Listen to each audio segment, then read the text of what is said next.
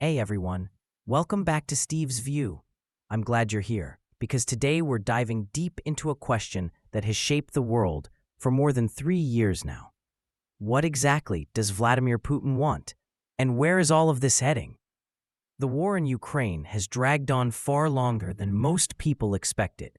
When Russian troops crossed the border in February 2022, analysts thought it would end in weeks, maybe months. Instead, it's turned into one of the most devastating and transformative conflicts since World War II. But beyond the daily headlines, the frontline updates, the weapons deliveries, the sanctions, there's a bigger story playing out. It's about how Putin sees himself, how he sees Russia's place in the world, and how the rest of the world is being forced to react to that vision. Today, we'll talk about how Putin's strategy has evolved, what the war has done to Ukraine, how it's reshaped the global order, and what it really means for the United States and its allies. So grab a coffee. This one's going to go deep. To understand Putin's war, you first have to understand his mindset. For Putin, this isn't just about Ukraine. It's about rebuilding Russia's power and pride, a kind of resurrection of the Soviet Empire without the communism. Putin has said it openly for years. The collapse of the Soviet Union was, in his words, the greatest geopolitical catastrophe of the 20th century. In his mind, Russia was robbed of its rightful status as a global superpower, surrounded by enemies, humiliated by the West. He sees himself as the man chosen by history to fix that, to restore what he believes was unfairly taken, the respect, the fear, the borders. So when Ukraine started leaning west, signing trade deals with Europe, talking about joining NATO, Putin didn't see it as just another independent country making choices. He saw it as a betrayal and a threat to Russia's very identity. In his worldview, Ukraine isn't really a separate nation. It's part of a greater Russian world. So his invasion, to him, isn't a war of aggression.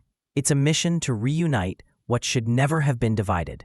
But here's the thing. That idea is totally out of sync with modern reality. Most Ukrainians don't want to be part of Russia. They've chosen democracy. They've chosen Europe. And that's exactly why Putin can't let them go. Because a free, successful, democratic Ukraine right next door would be a living example of what Russians could have if they were free from him. And that, more than NATO or the EU, is what truly scares Putin. Putin built his image around strength, the shirtless photo ops, the icy stare, the KGB mystique. For years, that worked. Russians saw him as the man who restored stability after the chaos of the 1990s. But the war has cracked that image. When his army failed to take Kyiv in the first weeks, the myth of Putin's unstoppable power started to fade. The world saw an aging autocrat who had overestimated his military and underestimated his enemies. And it wasn't just about tanks and missiles. It was about information, innovation, and willpower. The Ukrainian people didn't break. Their president, Volodymyr Zelensky, became a global icon of resistance. And the West, which Putin thought was weak and divided, rallied in a way few expected. Putin believed he could split Europe by weaponizing gas and oil. Instead, Europe cut its dependence on Russian energy faster than anyone thought possible. He thought sanctions would fail. Instead, Russia's economy is now propped up by wartime production and shadow trade, a short-term fix that's slowly eroding its future. Yes, Russia still has money coming in from oil sales to China and India. But the long-term picture is bleak. Brain drain, international isolation, and a shrinking, militarized economy. Putin may look powerful at home, but much of that power now rests on fear, propaganda, and repression. Let's be honest, the West isn't blameless in how we got here. After the Cold War, the US and NATO expanded eastward, welcoming countries that once lived under Soviet domination. To those nations, Poland, the Baltics, Romania, NATO meant safety, democracy, sovereignty. But to Putin, it looked like betrayal, proof that the West would never treat Russia as an equal. Still, none of that justifies invading a neighbor. The West is now stuck in a tough balancing act. How to stop Putin without letting the war spiral into a direct US-Russia conflict. Because that's not just a war, that's a global catastrophe waiting to happen. So, Washington and its allies walk a careful line, sending weapons, intelligence, and economic support to Ukraine, while avoiding actions that might trigger all-out war. It's a strategy of containment through proxy. It's helping Ukraine defend itself, while hoping sanctions, isolation, and time will slowly grind down Russia's capacity to fight. The big question now is, how long can that strategy last? Volodymyr Zelensky entered history almost by accident. A former comedian who played a fictional president on TV, he became the real president, and then a wartime leader almost overnight. At first, the world was inspired. He stayed in Kiev when many expected him to flee. He spoke to Congress, to parliaments, to the UN, rallying global support with passion and clarity.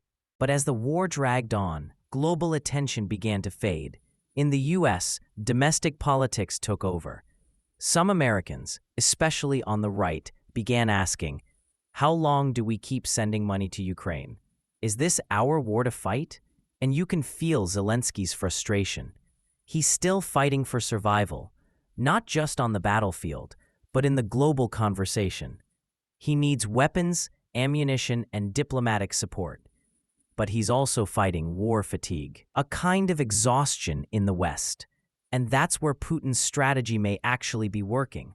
He's betting that over time, democracies lose patience, voters lose interest, and politicians shift priorities.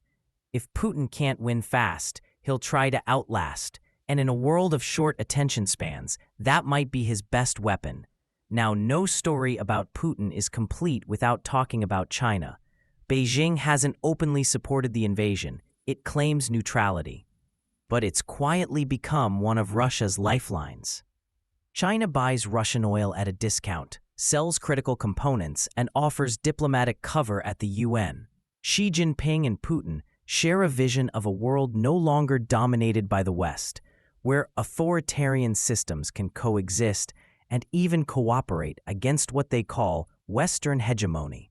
But let's be clear. China isn't doing this out of friendship. It's doing it out of self-interest. A weakened Russia makes a perfect junior partner, dependent on Chinese trade, technology, and political protection.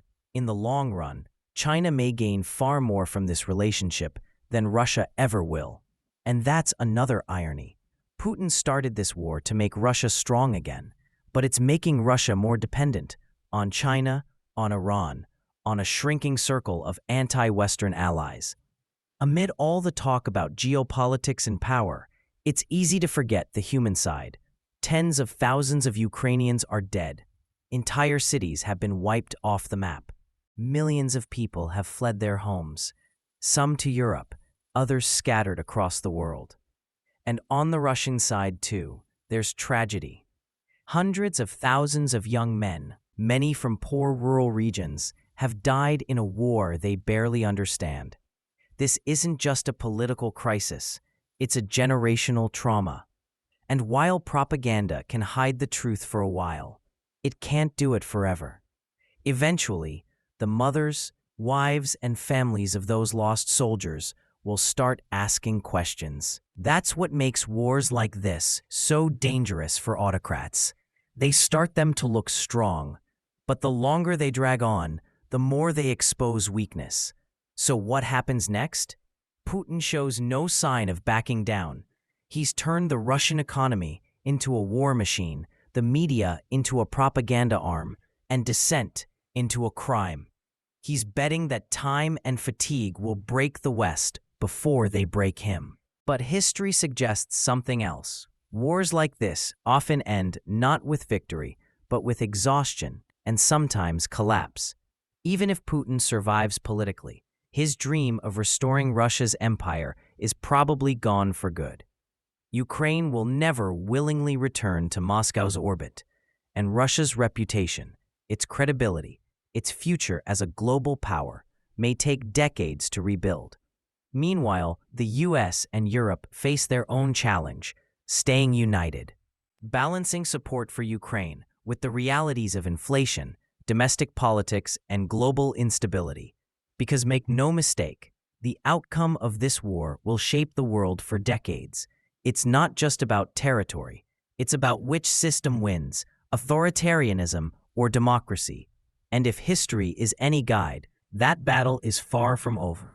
For the US, this war has been both a test and an opportunity. On one hand, it's forced Washington to rethink its priorities. How do you balance supporting Ukraine with containing China? How do you deter aggression without triggering global war? On the other hand, it's revived something many thought was gone, a sense of purpose among Western democracies. NATO, once called brain dead, is more united than ever. Countries like Finland and Sweden, long neutral, have now joined or are joining the alliance. For decades, the idea of defending democracy felt abstract. But the sight of missiles hitting apartment buildings, of civilians being bombed in Europe again, that made it real. Still, the US must navigate carefully. Support for Ukraine isn't just about defending another country. It's about defending a principle, that borders can't be changed by force, and that democracies can't be bullied into submission. If that principle falls in Ukraine, it could fall in Taiwan, in the South China Sea, or anywhere else authoritarian powers decide to test the world's resolve. That's why, for Washington, this war isn't just about Ukraine. It's about the credibility of the entire Western order. At some point, this war will end, but when it does, the world will not go back to the way it was.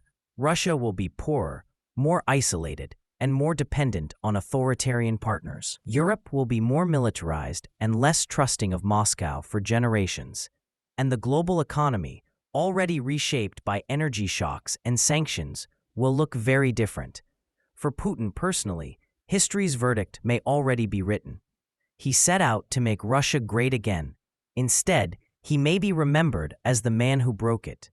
As for Ukraine, its survival, even in ruins, will be a symbol of defiance, a living rejection of Putin's imperial vision, and that may end up being his greatest defeat. So where does this leave us?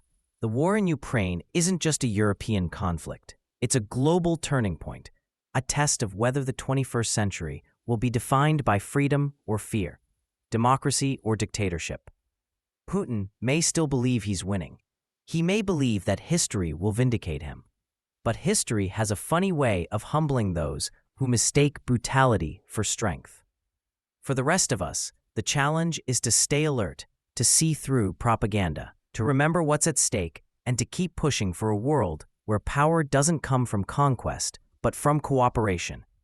And that's something worth fighting for, not with bombs and tanks, but with ideas, values, and truth. Thanks for watching, everyone. If you found this analysis helpful, don't forget to like, share, and subscribe for more global commentary.